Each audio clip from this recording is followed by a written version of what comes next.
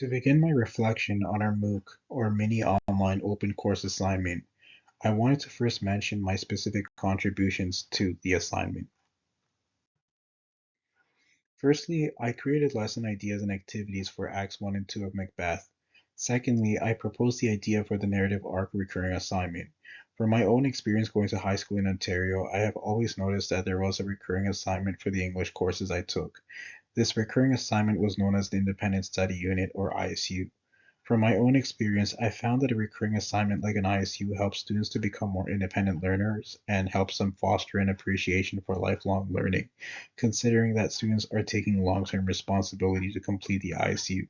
Thirdly, to ensure inclusive assessment in our overall culminating activity, I proposed the idea for the second part of the culminating activity, the narrative arc analysis and structural reflection, which partly involves a creative piece.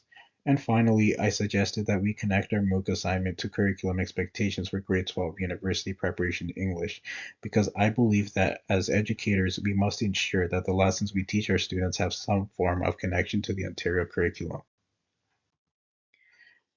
I wanted to design my activities in a way that helps students from early on prepare for the culminating activity or summative assessment. That way, students are not intimidated by the summative assessment and they realize that, hey, I can do this. I've been preparing for it all along. I also wanted to ensure inclusive assessment for the culminating activity, which is why I proposed that we split it into two parts. I wanted to ensure that we created a culminating activity that tested the different talents that students have. I am aware that while some students may be better at logical thinking, other students may be better at creative thinking, and this culminating task ultimately tested students from both logical and creative angles. For example, although Part A of the culminating activity involves students writing an argumentative essay, for the narrative arc analysis and structural reflection, there was a part that required students to make a 500-word creative piece. Something I think we all did effectively is the careful scaffolding of lessons to ensure that students are learning something meaningful while at the same time developing literary skills that are essential for the university setting. This is why I proposed the idea of mentioning the curriculum expectations in our website, even if students do not read it. Something I wish I did more was incorporate interactive digital tools like YouTube videos or activities that promoted digital literacy, like students doing a Kahoot activity on a particular act from the play.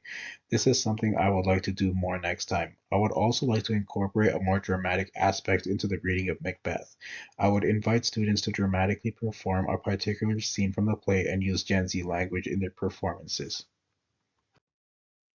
Overall, I really enjoyed doing this assignment. I hope to incorporate the Shakespeare MOOC unit we made into my future teaching. I really enjoyed working in a group. It gave me ideas of how I can use a wide range of activities to teach Macbeth to students in both an effective and an enjoyable way.